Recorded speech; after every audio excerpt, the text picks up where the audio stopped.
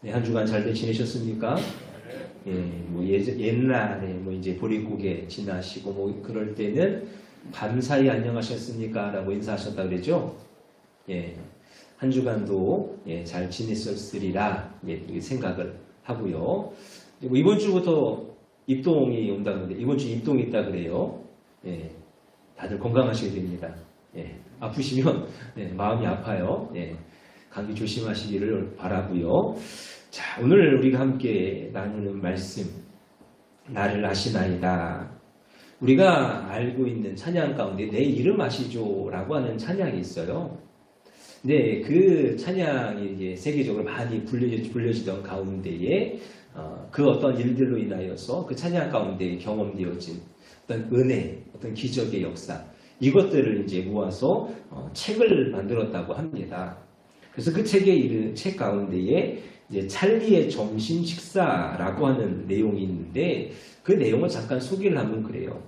찰리라는 아이가 태어났는데 태어나면서부터 이제 심장에 구멍이 2개가 크게 났다고 합니다. 그래서 이제 그 의사가 부모에게 이제 아이가 마지막이니까 한번 안아주세요라고 이제 이렇게 이야기를 했다 그래요. 근데 이제 그 당시에 있던 그 찰리를 아는 모든 사람들이 그를 위하여서 많이 기도하는 가운데에 정말 하나님이 은혜 주셔서 기적적으로 살아가더라 하는 거죠. 한 살이 되었을 때에, 한 살이 채 되지 않았을 때에 수술을 하게 되어지고요. 또 3살 때 수술을 2번이나 더 받게 되어졌습니다. 그리고 그 이후에도 3번의 수술을 이제 하는 가운데에 아이가 그래도 잘 자라났다고 하는 거예요. 근데 13살이 되었습니다. 집에서 키우는 강아지가 있는데 그 강아지를 쫓아가다가 넘어졌어요. 근데 넘어졌는데 어떻게 된 건지 심장이 잘못되어져 가지고요. 애가 숨을 안 쉬는 위급한 상황이 되어진 거죠. 그래서 병원으로 옮겨진 지 15분 만에 하나님 나라에 갔더라 하는 그러한 이야기. 그래서 그 장례식장에서 불렀던 찬양이 바로 내 이름 아시죠? 라고 하는 그러한 찬양이었다고 하는 거예요. 그럼 이 일이 과연 왜 일어났을까? 과연 이 일은 하나님 안에서 어떠한 뜻이 있었을까라고 하는 거죠. 이 찰리를 위하여서 그 부모가요, 매일 점심을 쌌다 그래요. 도시락을 싸가지고 이제 찰리에게 이렇게 줬는데, 그의 부모가요, 이 일을 멈추지를 않았던 거죠. 그래서 후에는 12곳, 약 1000명의 아이들에게 점심 식사를 제공하게 되어지는 긍휼 사역으로서 이어지게 되어졌더라 하는 그러한 내용입니다. 사랑하는 여러분, 하나님께서는 분명히 우리를 창조하셨습니다. 우리를 창조하셨고 그리고 우리를 향하신 분명한 뜻이 있으세요. 에베소서 2장 10절은 이렇게 말씀합니다. 우리는 그가 만드신 바라 그리스도 예수 안에서 선한 일을 위하여 지으심을 받은 자니 이 일은 하나님이 전에 예비하사 우리로 그 가운데에서 행하게 하려 하심이니라. 하나님께서 우리를 향하신 그 뜻이 있음을, 우리가 가난하든지 부하든지, 우리가 건강하든지 건강하지 않든지, 우리가 약하든지 강하든지 그런 것은 상관이 없습니다. 오직 하나님께서 우리를 향하여서 이루고자 하시는 그 뜻이 있음을 우리는 늘 바라보면서 나아갈 수 있기를 원합니다. 자, 그러한 가운데 에베소서 2장 10절 다시 그 말씀을 보면요. 우리는 그가 만드신 바라 라고 이야기해요. 여러분 여기서 만드신 바라 하는 이 이야기는요. 헬라어로 포이에마라고 이야기합니다. 작품이라고 하는 이야기예요. 하나님께서 우리를 지으셨는데 작품으로 만드셨다고 하는 거죠. 여러분 잘 생각하셔야 돼요. 이 세상에 이유 없이 태어난 사람은 없고요. 이 세상에 우연히 태어난 사람은 없다고 하는 거예요. 이제 가끔 이제 그런 이야기를 하시는 분들을 봐요. 왜 이 세상에 내가 태어났나? 아무런 필요도 없고 아무런 쓸모도 없고 이렇게 무가치한 어떤 그러한 이야기를 듣는 경우가 있어요. 마음이 아프죠. 여러분 하나님은요. 한 사람도 그냥 태어나게 하신 일이 없어요. 하나님께서 만드신 바라 하나님께서 그 모든 사람들을 아름답게 사랑과 축복 가운데에서 태어나게 하셨음을 믿음으로 나아가실 수 있기를 원합니다. 하나님 우리를 그렇게 지으셨어요. 그렇기 때문에 하나님은 누구보다도 우리를 잘 아시는 하나님. 하나하나 다 만들어 가시고 하나하나 다 보살펴 주시면서 그렇게 우리를 만드셨으니 그 누구보다도 우리를 잘 아시는 하나님이라고 하는 것. 사람들은 생각을 하죠. 어려움을 당하든지 또는 곤란한 일을 만나든지 위험한 일을 만나든지 여러 가지 어떤 그러한 일들 속에서 그러한 어떤 넋두리를 이해합니다. 누가 나를 알아주니? 여러분 그 말이 맞아요. 우리가 살아가면서요. 내 옆에 있는 사람이요. 나를 잘 알아줄까요? 그래서 결혼하셨잖아요. 뭐 10년이 되시고 20년이 되시고 뭐 오래오래 되셨잖아요. 여러분 옆에 계신 분을 바라보면서 어떤 생각을 하고 있는지 어떤 마음을 품고 있는지 다 아시겠습니까? 그 눈빛을 다 읽으시겠어요? 물론 읽을 때도 있죠. 늘 알 때도 있어요. 그러나 우리의 모든 생각을 다 알지는 못한다고 하는 거예요. 그리고 심지어는요. 나 자신도 내가 어떤지 잘 모르는 것이 사람이잖아요. 그러나 누가 아십니까? 나를 지으신 하나님은 아시는 거예요. 나의 마음을 아시고 나의 생각을 아시고 나의 모든 행동을 아시는 분이 하나님이시라. 날마다 믿음으로 고백하는 저와 여러분들이 되시기를 주님의 이름으로 축원합니다. 오늘 시편 139편의 이 말씀은요. 다윗이 인생의 말년에 이르러 가지고요. 그 하나님을 고백하고 있는 거예요. 내가 인생을 살아보니까 나의 모든 인생길에서 하나님이 나를 너무나도 잘 아셨고 또 그 하나님이 내 삶 가운데에서 역사하여 주셨음을 고백하며 지은 시가 이 139편의 시예요. 그래서 오늘 이 139편 본문의 말씀을 중심으로 해서 139편의 말씀을 우리가 함께 나누면서 다윗이 만났던 하나님, 다윗과 동행했던 그 하나님, 그리고 다윗이 실제로 경험했던 그 하나님을 우리도 함께 고백할 수 있기를 바랍니다.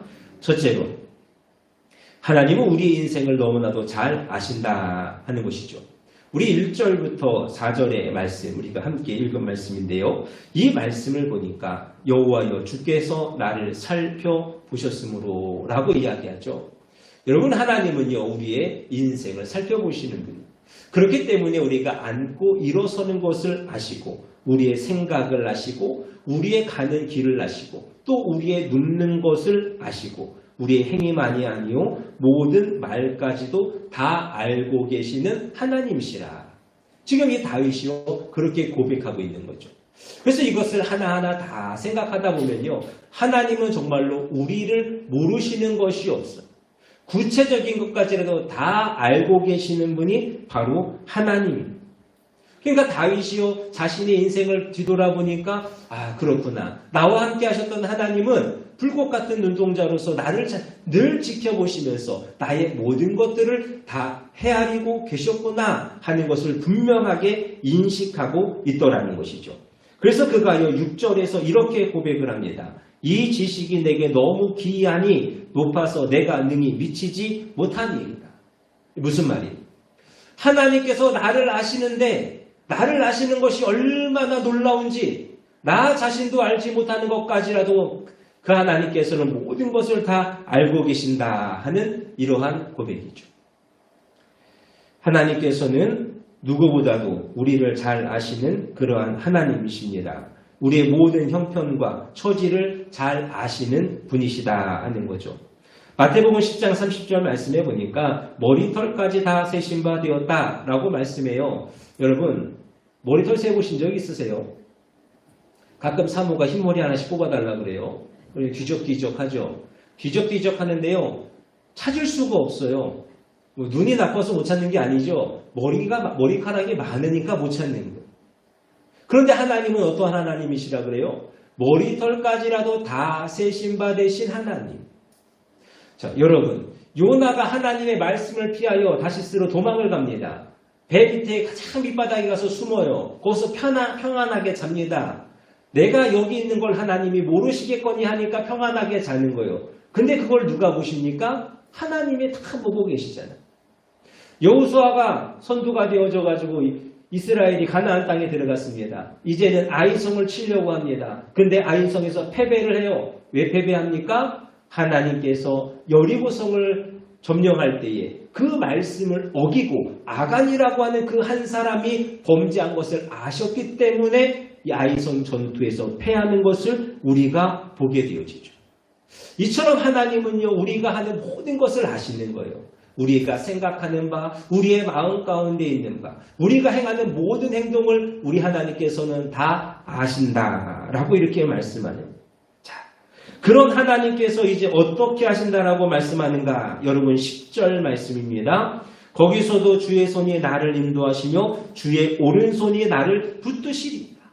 여러분, 하나님께서는 여러분을 다 알고 계시는 거예요.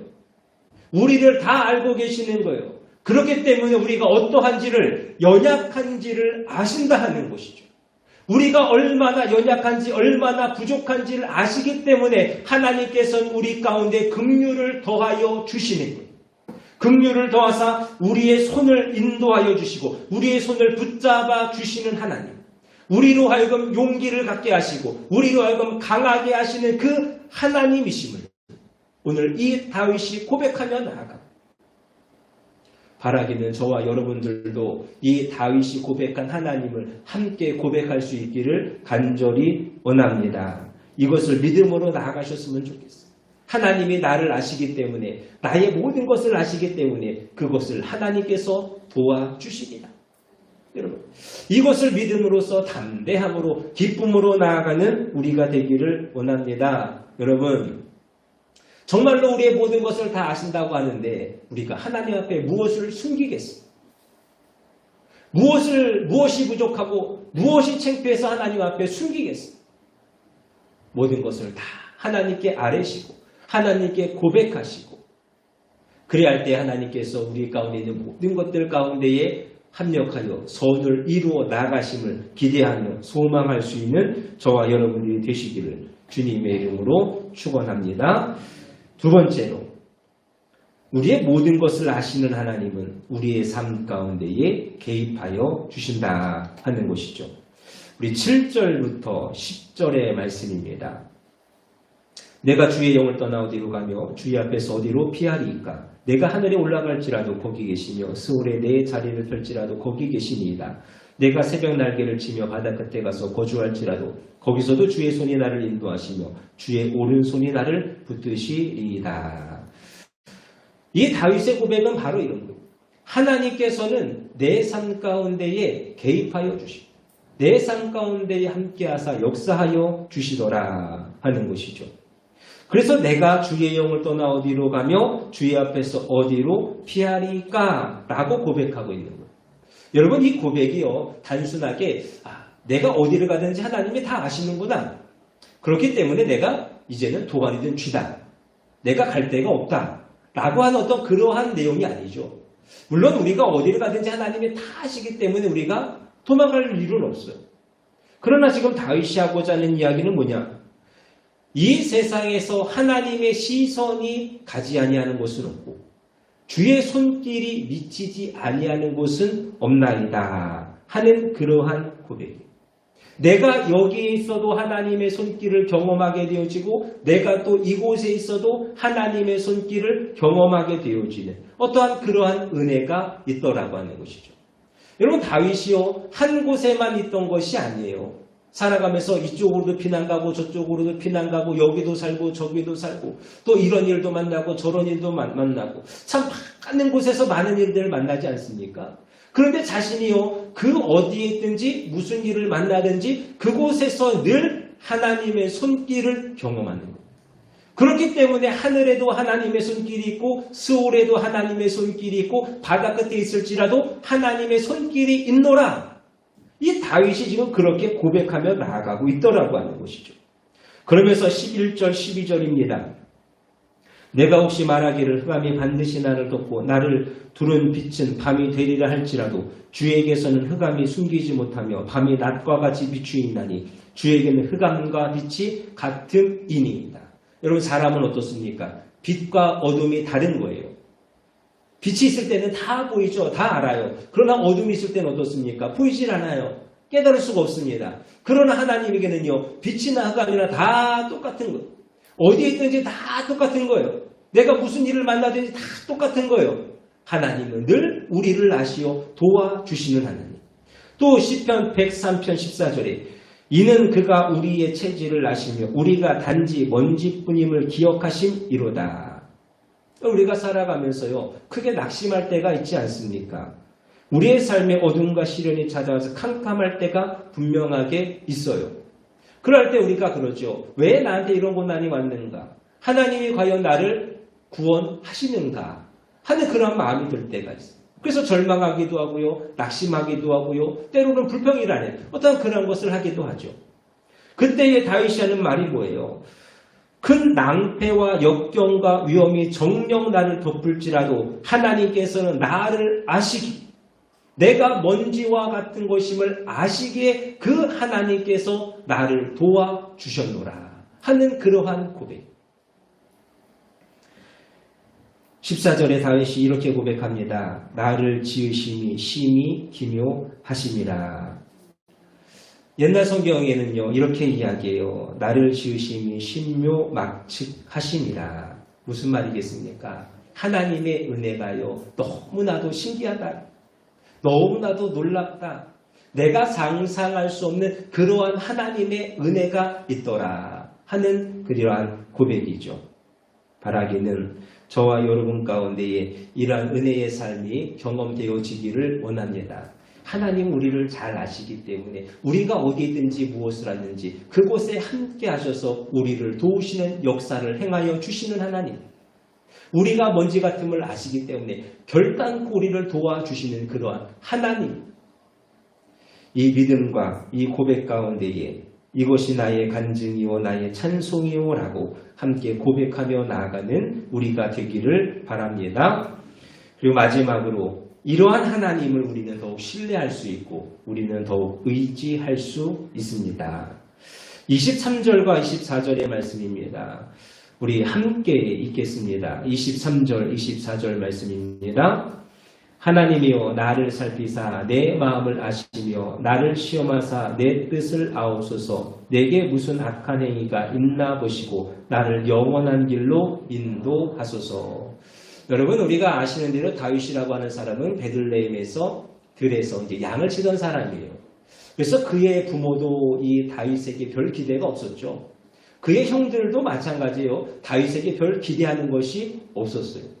그러나 이 다윗이 들에서 양을 칠 때 어땠습니까? 사자와 곰으로부터 싸워 이기었고 또 블레셋 장수 골리앗과의 싸움에서도 이기었어요. 다윗이 자신의 어떠한 삶에서 또 이스라엘 가운데 행하시는 많은 일들을 바라보면서 하나님께서 함께 하시는, 하나님께서 개입하시는 것을 잘 알게 되어졌어요. 여러분 그렇다고 한다면 만약에 우리의 삶 가운데 그렇게 하나님께서 역사하시고 그렇게 개입하시는 것을 바라봤다고 한다면 우리가 어떻게 하시겠어요? 그럼 내가 더 하나님 잘 섬겨야지, 내가 그 하나님 앞에 부끄러움 없이 살아야지, 여러분 그런 마음 갖지 않으시겠습니까? 근데 다윗은요, 이 이후의 삶을 바라보니까 뭔가 약간 부족한 것 같아요. 여전히 뭔가 하나님 앞에 악하고 흔들리는 자신의 모습을 보더라는 거예요. 악한 자들과 함께 할 때도 있습니다. 또 때로는 피를 많이 흘리기도 합니다. 또 궁궐 옥상에서 밧세바를 바라보면서 그를 범하게 되어지는 어떤 큰 죄를 짓기도 하죠. 어떤 이러한 자신의 연약함 가운데에서도요, 다윗이 무엇을 깨달았냐? 그럼에도 불구하고 자신을 사랑하시는 하나님. 그럼에도 불구하고 자신과 함께하고 계시는 그 하나님을 발견하는 거예요. 그러면서 그 하나님을 찬양합니다. 그러면서 나아가서 그가 고백하는 것이 뭐예요? 하나님, 내가 하나님과 함께하기를 원합니다. 내가 하나님의 그 은혜 안에 머물기를 원합니다라고 하는 간절한 소망을 가지게 되어집니다. 바라기는 다윗의 이 고백이 오늘 저와 여러분의 고백이 되시기를 원합니다.